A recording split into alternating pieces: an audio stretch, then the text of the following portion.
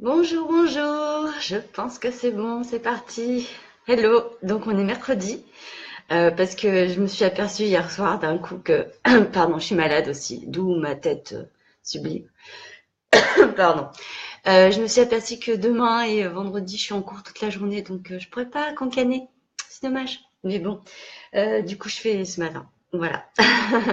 Bonjour, bonjour tout le monde. Alors, j'ai plein, plein de choses dont j'ai envie de parler. Je pourrais pas parler de tout aujourd'hui et du coup, je vais quand même essayer de montrer un maximum de choses parce que je sais aussi que les vacances arrivent et que pendant les vacances, je lis beaucoup, donc j'aurai beaucoup de choses encore à présenter. Alors, en ce moment, c'est la course, hein. C'est c'est la dernière semaine avant les vacances scolaires et à chaque fois, tous les ans, je me dis mais pourquoi mettre autant de choses la dernière semaine avant les vacances scolaires? Hein? Faut être un peu fou. Et euh, et euh, et du coup, je me suis fait un cadeau de Noël perso. Je me suis offert une troisième semaine de vacances, donc je prends les 2 semaines scolaires et une troisième semaine après, c'est pour moi. Donc, je reprendrai mes activités professionnelles le 15 janvier. Mais, je cancane toutes les semaines, même la semaine prochaine, même la semaine d'après, même tout le temps. Voilà, c'était l'information timing du jour. Alors, je sais pas. J'ai dû avoir une couleur un peu bizarre, j'ai l'impression d'être orangée, mais bon, c'est pas très grave. J'ai mon sapin qui clignote à côté, c'est bien. Alors, rentrons dans le vif du sujet. Bonjour à tout le monde. Euh, pour commencer, comme d'habitude, petit point perso, des livres. Vous les connaissez, mais bon, je les remontre, hein, c'est Noël. On s'offre des livres, on offre des livres. Ils sont toujours là. Hop, voilà. Je vais y arriver hein, avec la caméra un jour. Un fort et cœur sensible, dans la peau de deux entrepreneurs, donc coécrit avec Céline Bourra. Et, oh là là, l'entreprise de l'invisible, quand le quantique s'invite dans le monde du business, toujours coécrit avec Céline Bourra. Donc c'est une conversation, une relation épistolaire sous forme de conversation sur la vie, l'amour, le business, l'invisible. Voilà, c'est top. Offrez-le vous, offrez-le, c'est top. Voilà, voilà. Deuxième chose que je voulais vous montrer, qui me fait trop plaisir, c'est comme vous devez le savoir, en ce moment j'ai un atelier d'écriture qui est en cours et j'ai envoyé des cartes postales et j'ai reçu des cartes en retour et notamment celle de Sophie. Voilà. Alors on va y arriver. Et j'adore cette carte. Elle est trop belle. J'avais envie vraiment de partager le plaisir que j'ai eu. Derrière, il y a un petit mot, bon, ça je vous montre pas parce que c'est perso, mais j'étais vraiment tellement heureuse de la recevoir, cette carte personnalisée que je vais mettre dans ma boîte à trésors. Et je conseille à tout le monde d'avoir une boîte à trésors comme ça parce que ça fait trop plaisir. Voilà, c'était la minute. C'était la minute. Attendez, je suis un peu nulle, moi. Love, love, love, love. Alors, ensuite, les livres.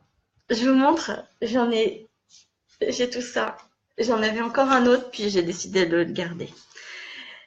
Le premier, je vais pas en parler, mais c'est pareil, c'est un truc qui m'a fait trop plaisir. J'ai reçu mon premier livre en avant-première. Et oui, c'est Selma Paiva qui m'a envoyé son livre Internet est une table pour deux.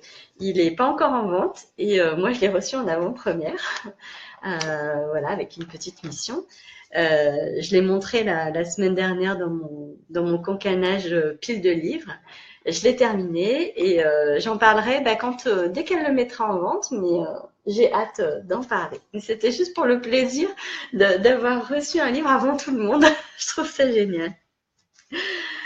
Alors ensuite, 3 livres super que j'ai lus ces derniers jours. Les trois sont vraiment très très bien. Je vais commencer par Magical Timing, l'art de retrouver du temps pour soi, qui est un livre de Diane Ballona-Roland. Diane Ballona-Roland, c'est la fondatrice du blog Zen et Organisé. Ça fait un petit moment que je la connais par le réseau, par Facebook. En fait, ça fait bien 4-5 ans que je la lis. Et c'était, je pense, 2 ou 3 ans après avoir créé mon entreprise. J'étais très frustrée par le temps, comme je pense beaucoup de monde. Et j'arrivais pas à trouver ma manière à moi de faire, de vivre avec le temps, en fait. Et j'ai suivi un coaching avec Diane. Ce que j'ai beaucoup aimé avec ce coaching, c'était que c'était pas du tout un coaching d'organisation, parce que moi, ça m'intéresse absolument pas d'être organisée.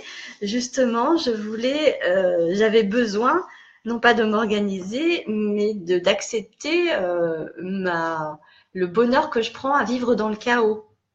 Le chaos au sens large du terme, le chaos créatif, le chaos organisationnel, le bordel en fait. Hein.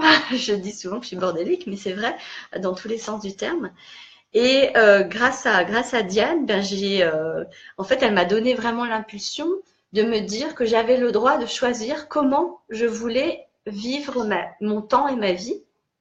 Et donc, de poser, de définir mes souhaits par rapport au temps, par rapport à comment je voulais travailler, comment je voulais passer de ma vie avec mes enfants, ma vie avec mes clients, ma vie juste de moi à moi, ma vie avec mon chéri, ma vie avec mes amis, etc.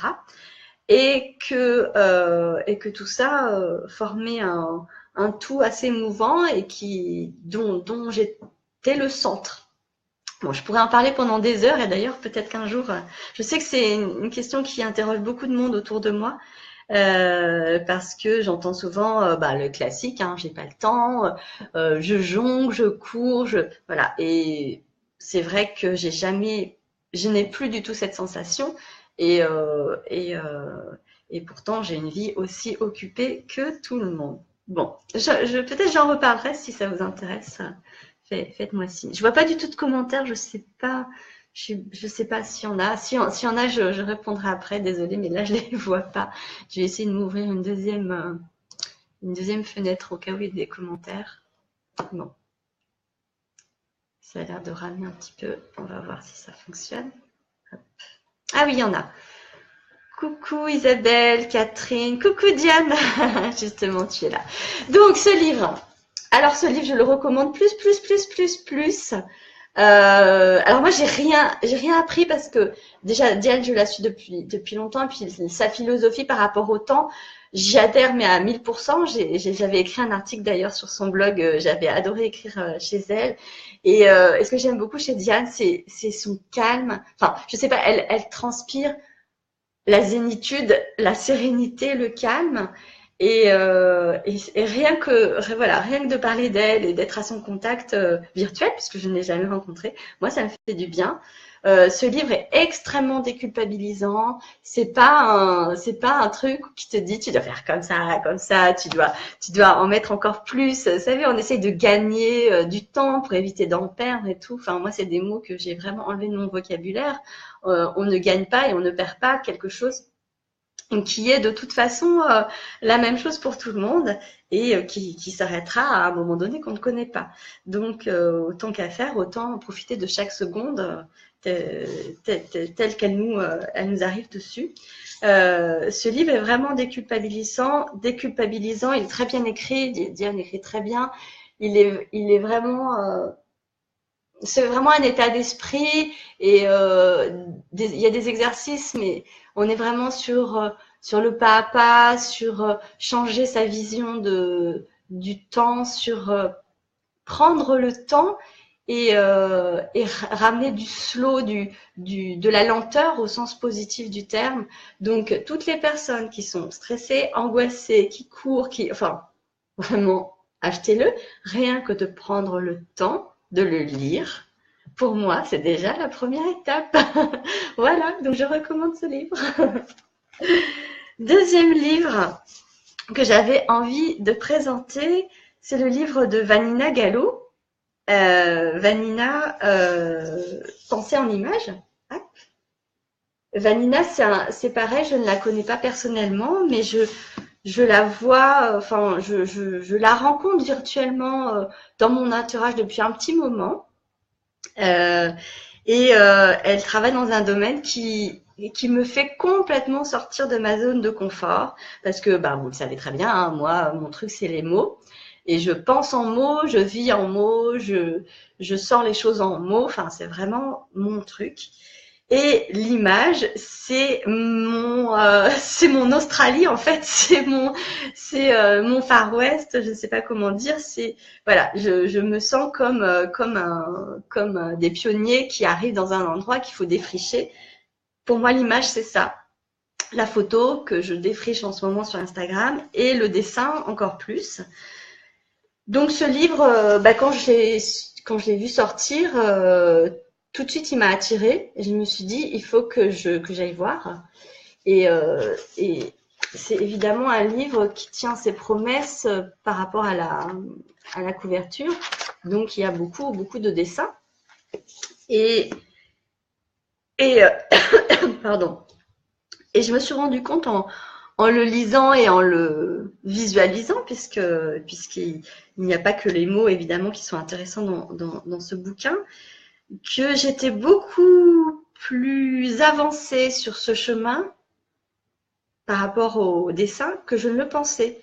Je me suis rendu compte que déjà, dans mon travail avec mes clients, dans les cours, dans les conférences que j'ai pu donner, je dessine, mais simplement, je n'avais pas réalisé que mes petits traits, mes petits machins, mes petits trucs qui sont hyper basiques, c'était du dessin. Et c'est pareil, c'est sûrement un mot que je vais dire très souvent. Ce livre est très déculpabilisant. Très rapidement, Vanina Gallo explique qu'on n'a absolument pas besoin de savoir dessiner pour utiliser l'image pour structurer sa pensée, pour la faire passer. Et c'est vraiment un compliment, un complément des mots. Il n'y a pas, c'est pas une guerre entre le visuel et je sais pas comment on dit avec les mots. Bon, je sais pas. C'est pas du tout une guerre où l'un empêche l'autre. C'est la complémentarité, c'est l'utilisation des deux. Et par exemple, moi, je fais souvent des nuages de mots dans l'idée du mind mapping, et je fais déjà des petits nuages, des petits attentions, des petits machins. Et en fait, je suis déjà dans la pensée visuelle, mais je ne le savais pas. Et je pense que ce livre, je vais le garder, de toute façon, je vais le garder, oui, tout comme celui de Diane. Mais je pense que je vais l'emporter avec moi quand je vais travailler avec mes clients, comme une espèce je vais dire Bible, c'est pas le bon. C'est marrant parce qu'au moment où je dis Bible, je tombe sur ce dessin. Bien sûr, ça ferait rire Vanina, je pense, parce qu'elle parle beaucoup des synchronicités, donc c'est rigolo. Mais voilà, le livre qu'on ouvre un peu au hasard pour avoir l'inspiration, et au moment où je dis inspiration, je tombe évidemment sur la lumière. Donc c'est voilà, c'est un très joli livre, vraiment, je le recommande aussi pour ceux qui aiment cette thématique et ceux qui la connaissent pas, parce que ça permet de s'ouvrir à un monde nouveau, et c'est très chouette. Voilà, je retourne voir les commentaires au cas où il y en a. Alors, les commentaires, je ne les vois pas tous. Bon, je ne vois pas tous les commentaires. C'est pas grave. Je les verrai après. Et troisième livre, La poulpe attitude de Christophe Hague. C'est un livre sur l'intuition. Alors, Christophe Hague, je l'ai vu en conférence il y a peut-être 5 ans. C'était des conférences qui s'appelaient Osons la France, qui étaient organisées par Aude de Thuin, avec un peu sur le format TED. avec des talks de 20 minutes d'entrepreneurs qui venaient parler de l'audace. Et il y avait notamment donc Christophe Hack qui est chercheur et qui est professeur à l'EM Lyon et qui travaille donc sur l'intuition. Et comme c'est un sujet qui me passionne, ça faisait très longtemps que j'avais envie d'acheter ce livre et j'ai eu du mal à le trouver puisqu'il est plus édité, donc je l'ai acheté d'occasion et je le garde. Il est très complémentaire du livre de Malcolm Gladwell que j'ai présenté il y a plusieurs semaines. Et il est vraiment complémentaire et il est un peu sur le même schéma, c'est-à-dire qu'il y a beaucoup d'exemples français, il y a des interviews de chefs d'entreprise et il y a des échanges avec une neuroscientifique qui étudie l'intuition. Donc c'est très intéressant. Moi, je suis toujours, quand je lis des livres, quand je vois des choses sur l'intuition, je suis toujours à la fois très intéressée et très frustrée parce que c'est un domaine. Enfin, je pense que c'est quelque chose. C'est un peu comme l'univers. Une fois qu'on a plongé dedans, on peut l'étudier toute sa vie et s'y intéresser toute sa vie. Et je pense que, je sais pas si ça va être le cas toute ma vie, mais en tout cas, en ce moment, c'est vraiment le truc qui me passionne. Donc, ce livre est intéressant. Il commence un petit peu à dater.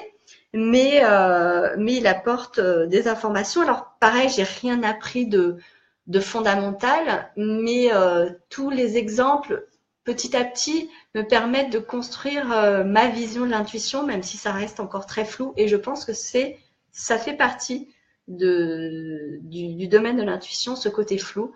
Donc accepter que c'est assez compliqué à comprendre, mais en tout cas pour les personnes qui s'intéressent à ce sujet, voilà, peut-être, je pourrais le prêter. Mais ce n'est pas sûr parce que j'ai eu tellement de mal à le trouver que c'est pas sûr. Il faudra le lire chez moi, je pense. Mais je ne le donnerai pas. Voilà. Alors ensuite, de quoi je voulais parler? Je voulais parler d'un podcast. Je suis désolée, j'arrive pas du tout à voir s'il y a des commentaires. Ah, je vais regarder sur mon téléphone. Je voulais parler d'un podcast que j'aime beaucoup.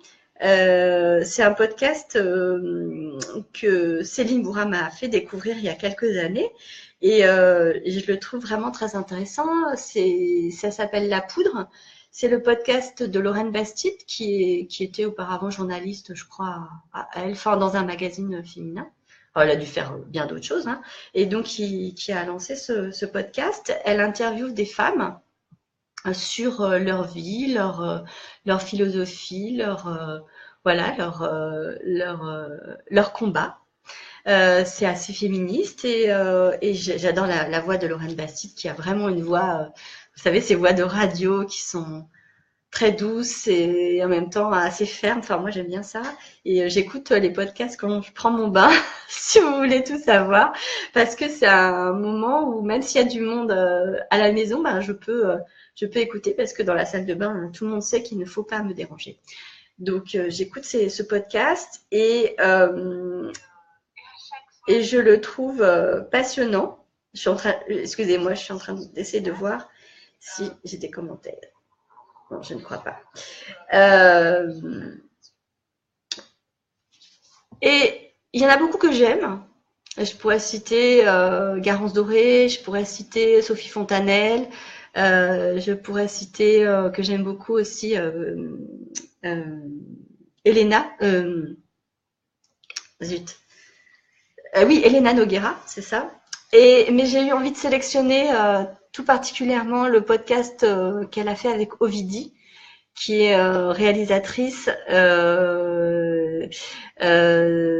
et qui est plus connue pour avoir été, il y a très longtemps, actrice dans le X.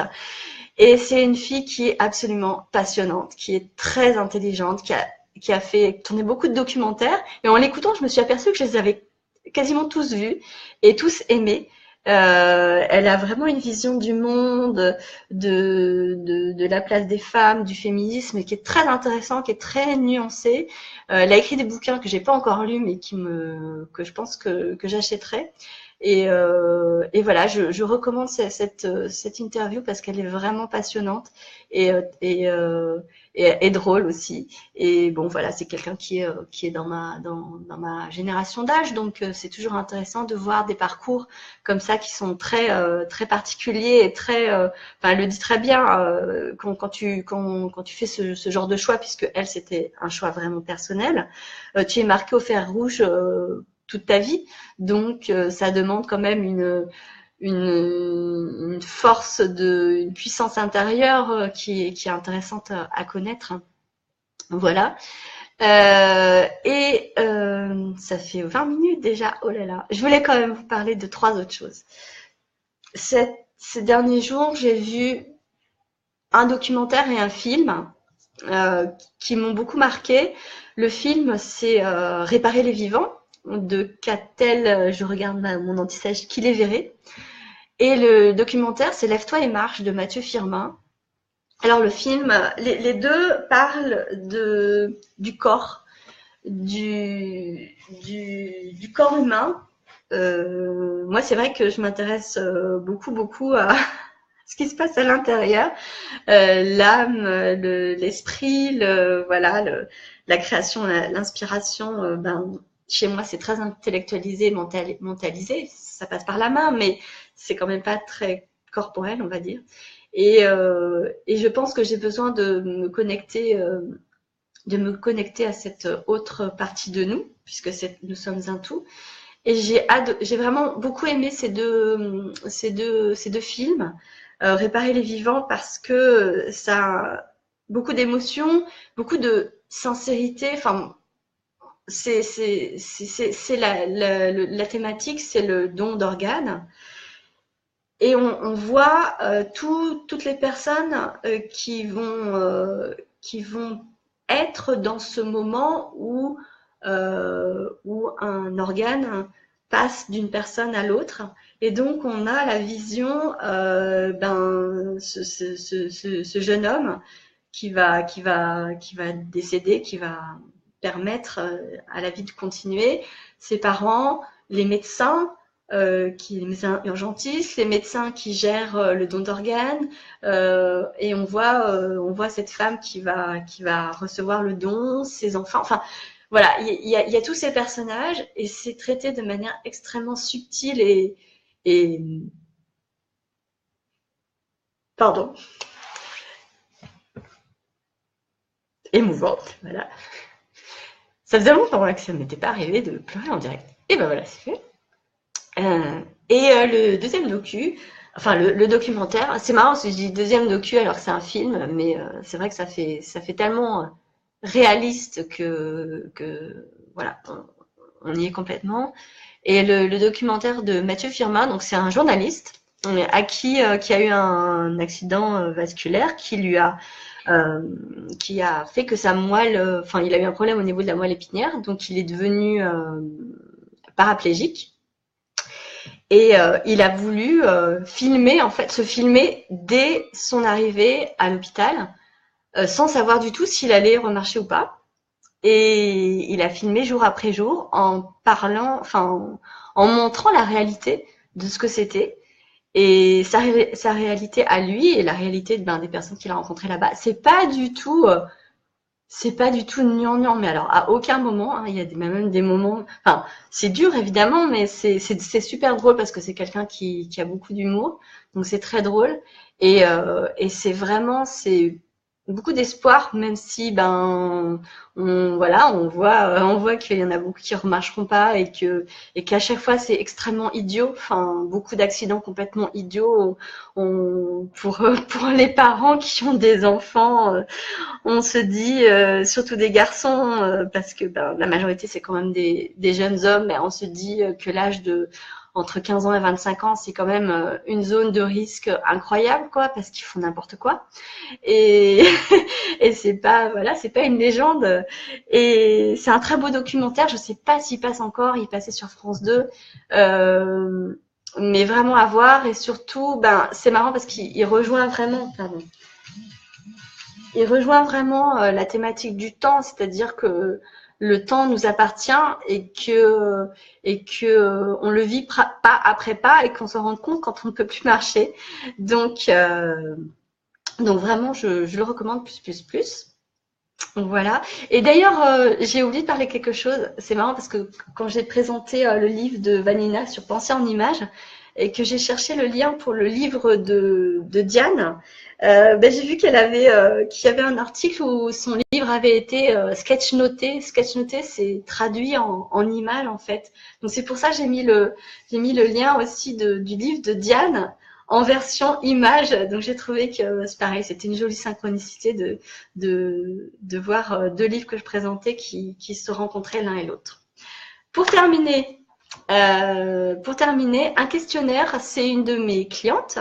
Elle fait l'atelier d'écriture, elle s'appelle Anne Malherbe, elle travaille dans le domaine de l'art et elle m'a proposé de répondre à un questionnaire sur ma pratique, enfin pas ma pratique, je sais pas comment dire, mais comment je vivais l'art dans ma vie, mais pas ma pratique personnelle, mais la découverte de l'art dans ma vie. Et je suis allée faire le questionnaire et il m'a beaucoup plu, ce questionnaire, donc je lui ai proposé de le partager aujourd'hui avec vous. J'ai mis le lien. Ben voilà, si ça vous dit de cliquer, d'aller répondre à ces questions, elle est vraiment très sympa, Anne, et je suis sûre que les réponses peuvent beaucoup l'aider. Donc merci d'avance. Voilà, j'ai terminé. Ben écoutez, je vous fais des bisous à tous et je vous donne rendez-vous la semaine prochaine. Je sais pas du tout où, comment et quoi, parce que comme ce sera les vacances, ben, ça sera de l'impro. Je ferai ça là où je serai, comme je serai, avec qui je serai. Je sais que j'aurai des choses à vous présenter parce que j'ai pas montré tout ce que j'ai lu ces derniers temps. Je lis, c'est un truc de dingue, et que je sais très bien que pendant les vacances, je lis énormément. Énormément, énormément. Donc, j'aurai plein de choses à présenter. Et voilà, je vous donne rendez-vous. En tout cas, ça sera vendredi prochain. Ou jeudi. Enfin bref, ça sera en fin de semaine prochaine. Voilà. Je vous fais des bisous et puis je vais aller voir les commentaires s'il y en a. Désolée, cette fois-ci, j'ai pas réussi à les avoir en direct. Donc, je répondrai par écrit. Ciao!